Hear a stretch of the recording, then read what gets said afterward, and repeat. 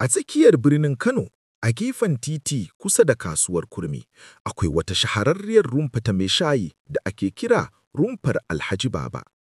Duk wanda ya san birnin ya san wannan wuri a matsayin cibiyar hira, gardama, barkwanci da ma rigima. Alhaji Baba mai rumfar wani dattijo ne da ya kwashe sama da shekara 30 yana dafa shayi. Idan ka ji shayin Alhaji Baba a baki, sai ka fahimci cewa yana da wata sirri da yake boyewa wadda sauran masu dafa shayin duniya suka rasa gane ko Larabawa ne. Abin tambaya shine, shin da gaske akwai wani tsumin da yake sawa a cikin shayinsa, ko kuma dafa shi yake da wata dabara ta musamman? Babu wanda ya sani. Amma dai abu ɗaya ne tabbatacce, duk wanda ya sha shayinsa zai dawo.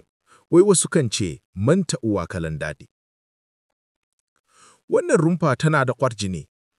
Kowane lokaci za ka tarar da 'yan birni sun hallara, daga masu sana'a, direbobi, 'yan kasuwa, ma'aikata, har da ɗaliban jami'ar da ke kusa. Kowa da nasa dalilin zuwa. Akwai masu zuwa hutawa, wasu kuma sukan zo cin doya da kwai ko indobaguwa, wato indomie. Wasu kuma 'yan sana'ar nan ta kashe wando da sa ido ne kawai ke kawo su. Amma abin da ya fi jan hankalin mutane shine hirar da ake yi a wurin. Wata rana da yamma, bayan kammala sallar la'asar, wuri ya fara cika kamar yadda aka saba. Akwai Malam Shehu, tsohon direban tirela wanda ya fi kowa son gardama kan kowace irin magana. Ga kuma labaran wani matashi mai son fitar da labaran da ba a tantance ba. Akwai Salisu Makaho, wanda idan aka yi magana sai ya ce, ni masani na san gaskiya, alhali kuma bai sanin ba. Sai ga wani yaro mai sayar da agogo ya shigo, yana ta tallata hajarsa. Agogo, agogo, agogon zamani baya jin ruwa.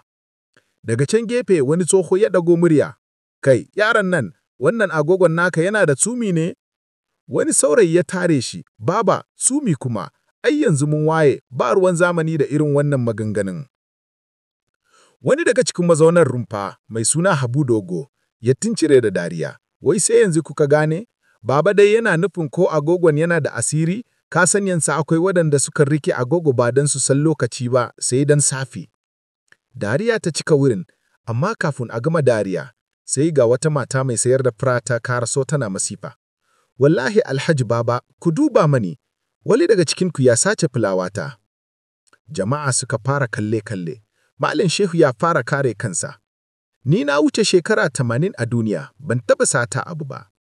Sai kuma wani matashi, Yusuf, ya daga murya ya ce, haba Malam Shehu, ka manta jiya da daddare ka sha shayin 5 baka biya ba?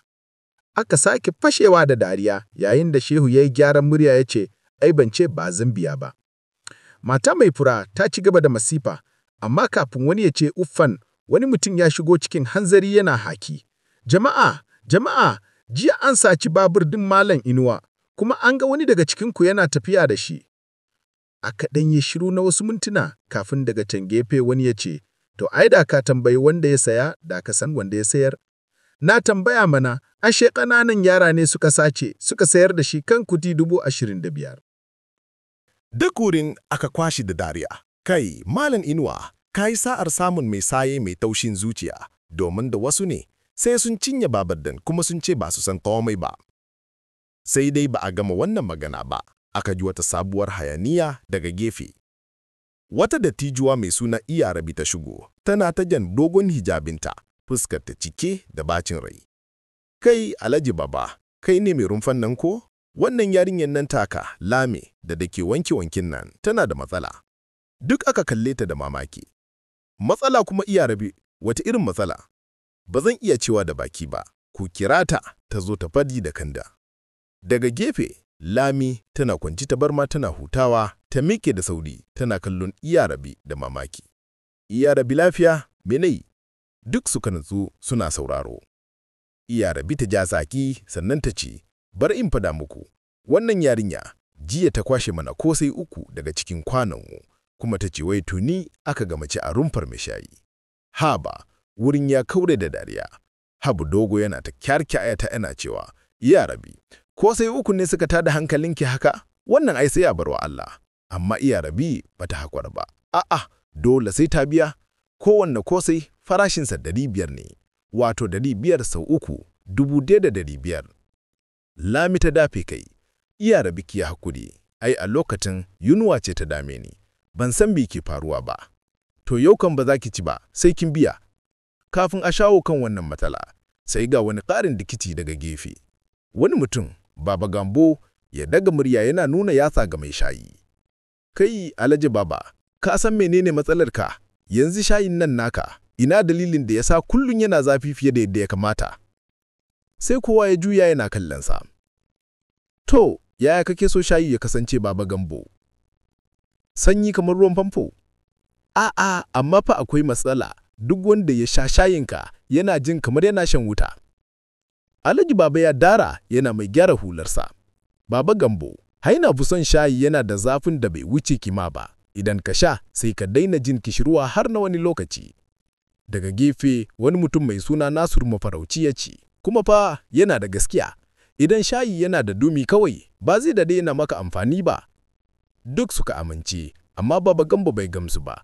Tuni dai har yanzu ina jin shayin nan ba sukarin gaskiya ba ne. Ai kullum duk wanda ya sha yana cewa zaƙi yawa. Wannan magana ce da ta daga hankalin mutane. Har sai da aka fara bincike ko da gaske akwai wani sirri a cikin shayin. Amma kafin a gama wannan magana, sai wani ya dauki kujerarsa ya tashi tsaye cikin firgici. Jama'a, kun ga abin da nake gani kuwa? Duk suka juya suna kallonsa, sannan suka kalli inda ya nuna. Amma me ya gani? Duk wanda ke rumfar mai shayi ya juya yana kallon inda mutumin ya nuna. Ana cikin haka sai ga wata jakar leda mai ɗan nauyi akan titi, kamar an jefar da ita. Baba Labaran ya tashi yana matsawa daga diyar yana kuma jan hularsa da kyau. To, me ke cikin jakan nan? Kowane ne ya manta? Kafin wani ya iya cewa komai sai Baba Habu Dogo ya ce, ne dai ko da me ke ciki ba zan taɓa budewa ba. Wataƙila wani abu ne mai hadari. Alhaji Baba mai shayi ya fito daga rumfarsa yana gwalle ido. To ai ba yadda za a yi a bar jaka a sake titi haka kawai. Idan ko wani abu ne mai hatsari, ai gara mu sanar da 'yan sanda. Daga nan sai kowa ya saya yana kallon jakar, amma ba wanda ya isa ya bude. Yanzu dai wani ya dauka ya bude mana, cewar Baba Gambo. Wani saurayi mai suna Hamid wanda aka fi sani da Dangari ya ja tsagi ya ce, to ai sai ka bude da kanka, kaga mu duk mun ci tsorata. Ai in ni zan bude, sai na fara garbar sadaka ne daga wajen ku. Idan wani abu ya fara da ni, ku ci gaba da addu'a kawai. Duk suka bushe da dariya. Daga nan Baba Labaran ya ce, to ni dai na gaji da wannan tsoro, bari in dauka, mu gani. Ya taka a hankali ya durkusa, ya kama jakar da hankali sannan ya bude. Subhanallah, kudi ne. Duk suka yi shiru sai Baba Gambo ya matso da sauri. Kai Labaran, me kake cewa?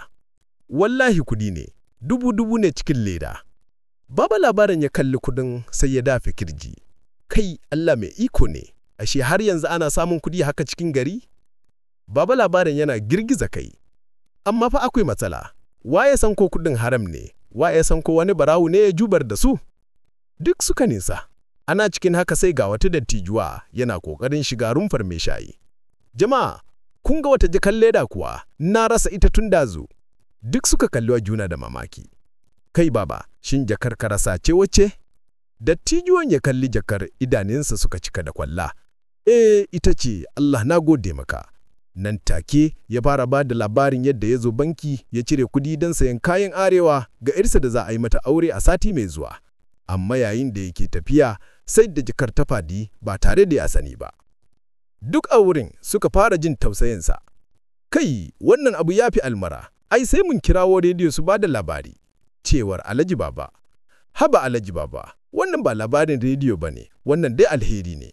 Dattijiyon ya gode wa kowa sannan ya alkawari sai ya zo musu da kuli-kuli ranar bikin. Bayan wannan al'amari ya wuce, sai kuma wata sabuwar magana ta biyo da baya.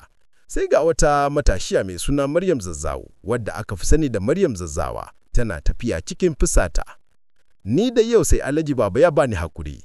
Duk suka juya suna kallanta. Me ya faru Maryam? Ku tambayi Alhaji Baba bana. Jiya na sai shayi da kosai, amma na ji kamar wani abu bai daban. Duk suka da'a. Maryam, bai ke cikin shayin? Wallahi na sha shayi, amma sai na ji kamar yana da dandace. Kuma na ci kosai, amma na ji kamar yana da dandano kamar yalau. Alhaji Baba ya yi dariya yana gyara hularsa. Maryam, ke rai kin saba da shayin da baya haɗe. yanzu idan na dan sa mata kayan ƙamshi kaɗan, sai ki ce akwai matsala. Daga gefe, wanda Tijo ya ce, To, gaskiya ne Maryam, ni ma dai shayin na jiya yana da ɗan canji kaɗan. Amma dai ba matsala, tunda har yanzu muna sha kuma ba mu mutu ba. Duk suka kwashe da dariya. Daga nan sai kowa ya fara shar shayi cike da raha, sai dai a hankali aka fara jin wata hayaniya daga gefe. Kai, kowa ya fito, ana rikici a bakin titi. A daidai lokacin da kowa ke jin daɗin shan shayi, hayaniya ta taso daga bakin titi. Kowa ya miƙe yana ƙoƙarin ganin abin da ke faruwa. Kai, kowa ya fito, ana rikici a bakin titi. Alhaji Baba mai shayi ya fito da kyar yana rike da gugunsa. Rikici kuma a tsakanin wadawa. Duk suka matsa kusa domin su fahimci abin da ke faruwa. Sai dai sun hango mutum biyu suna jan juna, suna ƙoƙarin buga juna da hannu. Wallahi kai ƙarya, ni ne na fara zuwa, in ji wani saurayi mai dogon hanci. Kai, ka tsaya, haka kawai za ka zo ka ce ka fara? Ni fa na riga na tsayar da na tuf kafin kai ka iso. Duk suka kalli juna. Ashe rikicin da ake yi tsakanin direbobin a daidaita sahu ne, kan wanda ya fara tsaye da fasinja. Baba labaran ya girgiza kai yana dariya. Wannan ɗaya rikicin banza ne. Yanzu fa mun ga wata jakar kudi mun mayarwa mai ita lafiya, amma sai ku zo kuna rikici saboda naira 50? Duk suka sake dariya. Dattijo mai suna Baba Musa ya ce, Ai wannan ita ce arewa, komai sai an samu fadan banza da dariya ciki. Kafin wani ya iya cewa komai sai ga wani matashi ya iso da gudu yana haki. Jama'a, kun ji labari kuwa?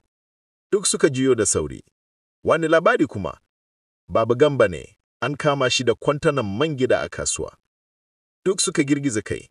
Baba Gamba dai shahararren dan kasuwa ne a gari, amma yana da ɗan dabara da yawa a kasuwanci.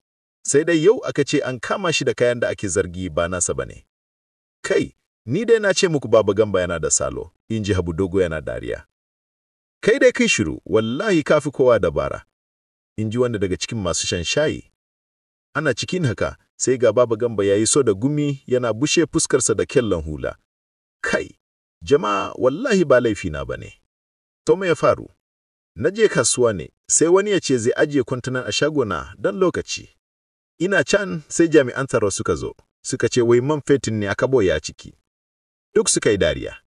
Baba Gambo, ai tun farko ka saba da irin wannan. Duk wata dabara sai an dauke ka a matsayin shugaban ƙungiya. Baba Gamba ya haɗa hannu. Ni dai wallahi na daina, ba zan sake yarda ajiye min kaya a shagona ba. Duk suka bishe da dariya. A lokacin da suka koma rumfan mai shayi, sai suka hango wata yarinya tana kuka. Kai, me ya faruwa da wannan yarinyar? Ta ce da shashsheka, wallahi kudina sun fadi. Ban sani ba. Duk suka kalli juna. Baba labarin ya ce, muna neman kudin wanda dattijo yau, Allah ya bashi. Yanzu ga wata yarinya ita ma kudinta sun bace. Dan Allah mai hada mata kudina mu. Ba tare da bata lokaci ba, duk suka fiddo kudade suka tara mata. Sai ga kudin sun fi waɗanda yarinyar ta bata. Yanzu kin samu fiye da wanda kika bata. Na gode sosai, ta fada tana farin ciki. Nan take suka ci gaba da dariya da raha, daga nan aka lura da. Sai ga wata matashiya ta karaso da tuffa da madara, tana cewa, Alhaji Baba, na kawo muku kayan dadi. Ayya, mun gode. Haka suka kwashe dare suna dariya, hira da cin abinci.